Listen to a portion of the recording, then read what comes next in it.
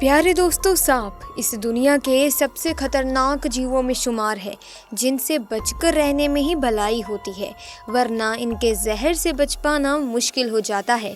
हालांकि अच्छी बात ये होती है कि सभी सांप जहरीले नहीं होते। जहरीले सांपों में किंग कोबरा, करैत और ब्लैक मांबा आदि शामिल हैं। भारत में पाया जाने वाला नाग भी काफ़ी खतरनाक होता है, तो ऐसे में नागों से बचकर रहना ही अच्छा है। इसी तरह की महत्वपूर्ण और ज्ञानवर्धक जानकारी प्राप्त करने के लिए हमारे चैनल समृद्धि को सब्सक्राइब करें और बेल आइकन को प्रेस करें ताकि नई वीडियोस की अपडेट आपको सबसे पहले मिल सके। इसी के साथ ऐसे में दोस्तों तब क्या हुआ जब इच्छाधारी नागिन ने दिया एक बच्चे को जन्म, और व्यक्ति की एक गलती के कारण इच्छाधारी नागिन ने जो अपना कहर बरसाया, उसे सुनकर आप लोगों के रोंगटे खड़े हो जाएंगे। ऐसे में इस खतरनाक और दिल दहला देने वाली घटना को सुनने से पहले अगर आप भी महादेव के परम भक्त हैं तो कमेंट सेक्शन में हर हर महादेव जरूर लिखें, ताकि महादेव का आशीर्वाद आप पर और आपके परिवार पर सदैव बना रहे। आइए बिना वक्त ज़ाया के इस वीडियो में आगे बढ़ते हैं। दोस्तों, ये चमत्कारिक घटना है राजस्थान के एक छोटे से गांव चंदेला गांव की। दरअसल ये घटना घटित हुई चंदेला गांव के मुखिया और वहां के सबसे धनी इंसान सुनील जी के साथ। सुनील करीब आज से 5 साल पहले एक साधारण एवं गरीब व्यक्ति का जीवन व्यतीत करते आ रहे थे। वो अक्सर जंगल में अपनी बकरियां चराने जाया करते थे। एक दिन बकरी चराते चराते वो जंगल के थोड़ा और अंदर निकल गए। उसी जंगल में एक इच्छाधारी नागिन अपने नाग के साथ एक विशाल पेड़ के पास रहा करती थी।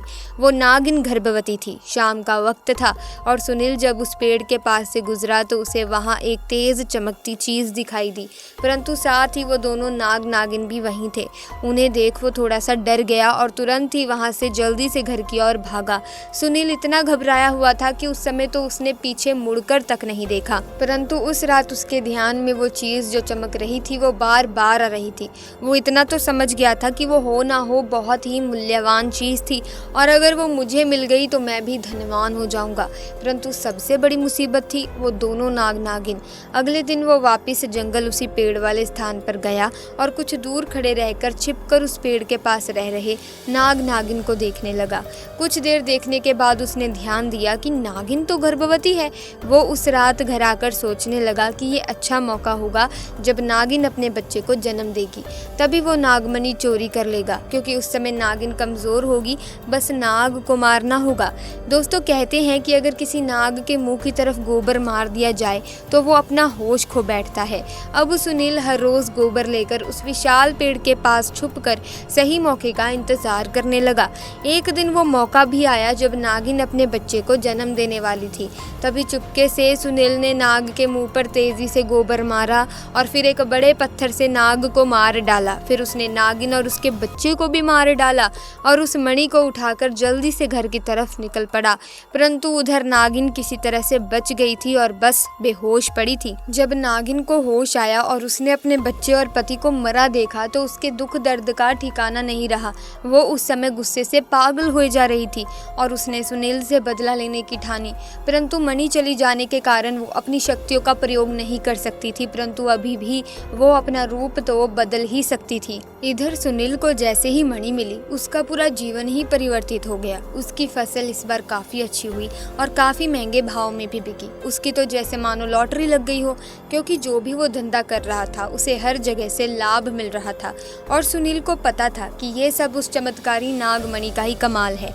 गाँव में हर जगह उसका नाम था। सुनील के इस रुतबे को देखकर एक अच्छा रिश्ता सुनील के लिए उसके पास ही के गाँव से आया और माधुरी नाम की एक सुंदर स्त्री से उसका विवाह संपन्न हुआ। माधुरी अपने पति सुनील को बहुत प्यार करती थी और बहुत इज्जत देती थी। दोनों एक दूसरे का कदम कदम पर साथ निभाते। उनकी जोड़ी गांव में मिसाल बन चुकी थी।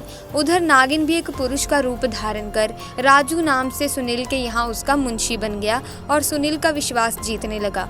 सुनील भी राजू के व्यवहार और वफादारी को देख उसे अपने भाई समान ही मानने लगी। एक दिन माधुरी अपने पति सुनील के पास आती है और बताती है कि तुम पिता बनने वाले हो, मैं गर्भवती हूँ। ये सुन सुनील की खुशी का ठिकाना नहीं रहा। उस दिन वो खुद अपने मुंशी राजू के पास गया और बोला कि देखो राजू, मेरा कोई भाई नहीं है, परंतु जब से तुम्हारा साथ मिला है तुम मेरे सगे भाई से भी कहीं अधिक बन चुके हो। आज मैं बहुत खुश हूँ, इसीलिए आज मैं अपनी पत्नी और तुम्हें तुम्हें एक खास जगह ले जाना चाहता हूँ, क्योंकि मेरा इस दुनिया में तुम लोगों के सिवा कोई नहीं है। और वो अपनी पत्नी और राजू को कार में बिठाकर गांव के कोने में ले जाकर कार एक छोटी सी कुटिया के सामने रोकता है और बताता है कि जब वो छोटा था तब इसी कुटिया में उसकी माँ की जान उसे जन्म देते ही चली गई थी। उसके पिता तो पहले ही गुजर चुके थे। तब एक बूढ़े बाबा ने उसकी माँ को वहीं दफना दिया था और सुनील को उसी बूढ़े बाबा ने पाला था। सुनील आगे बताता है कि जब भी उसके साथ कोई बुरी घटना होती है या वो दुखी होता है तो बस वो इस कुटिया के पास चला आता है। यहाँ उसे एक अनोखा सुकून मिलता है। सुनील आगे बताता है कि आज तुम दोनों को मैं इसीलिए यहाँ लाया हूँ क्योंकि तुम दोनों अब मेरी ज़िंदगी का एक अहम हिस्सा बन चुके हो। दोस्तों, ये सुन सभी की आंखों में पानी भर आता है। कुछ देर रुकने के बाद जब वे वापस पहाड़ी से होते हुए घर को जाते हैं तो अचानक उनकी गाड़ी पहाड़ी पर एक बड़े पत्थर से टकराती है और गाड़ी को जोर का झटका लगता है, जिसके कारण सुनील तो कार में ही फंसा रहता है, परंतु उसकी पत्नी माधुरी पहाड़ से नीचे गिरे एक पेड़ पर अटक जाती है और उस पेड़ के ठीक नीचे ही बहुत गहरी खाई थी। दोस्तों, वो रात भी कार्तिक पूर्णिमा की ही थी।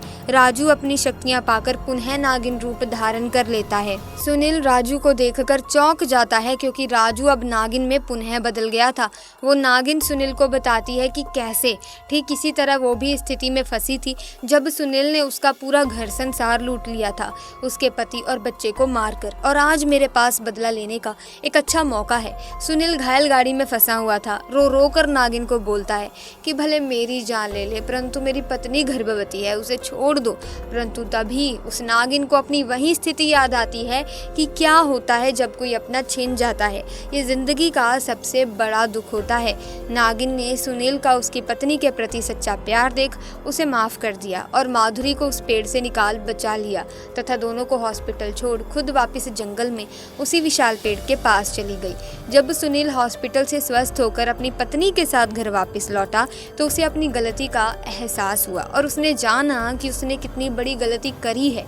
वो नागमणि को लेकर उसी विशाल पेड़ के पास गया और उस पेड़ के पास उस नागमणि को रख फूट फूट कर रोने लगा और शाम को घर वापस आ गया।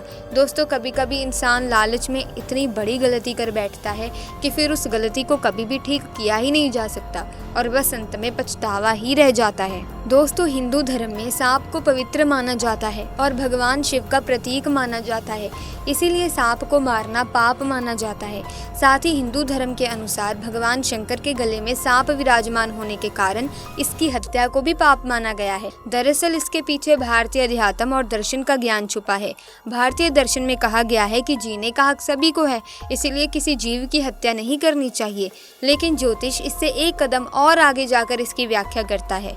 ज्योतिष शास्त्र के अनुसार सर्प को मारने से सर्पदोष और पितृदोष लगता है। इन दोषों की वजह से जीवन में कई तरह की परेशानियां, कार्यों में बाधा और संतान संबंधी विषयों में कष्ट मिलता है। बहुत से लोगों की जन्मपत्री में काल सर्प, सर्पदोष और पितृदोष होने की स्थिति में भी यही कारण बताया जाता है। ऐसे में आपको क्या कहना है इसके बारे में कमेंट सेक्शन में ज़रूर बताना। मुझे उम्मीद है कि ये घटना आपको काफ़ी इंटरेस्टिंग लगी होगी, काफ़ी अच्छी लगी होगी। अगर हाँ तो आप इस वीडियो को लाइक कीजिए, ज़्यादा से ज़्यादा शेयर कीजिए और इसी तरह की और वीडियोस की अपडेट पाने के लिए चैनल को सब्सक्राइब करके बेल आइकन को प्रेस कर लीजिए ताकि तमाम नए वीडियोज़ की अपडेट आपको मिलती रहे। मिलेंगे बहुत जल्द, तब तक के लिए धन्यवाद।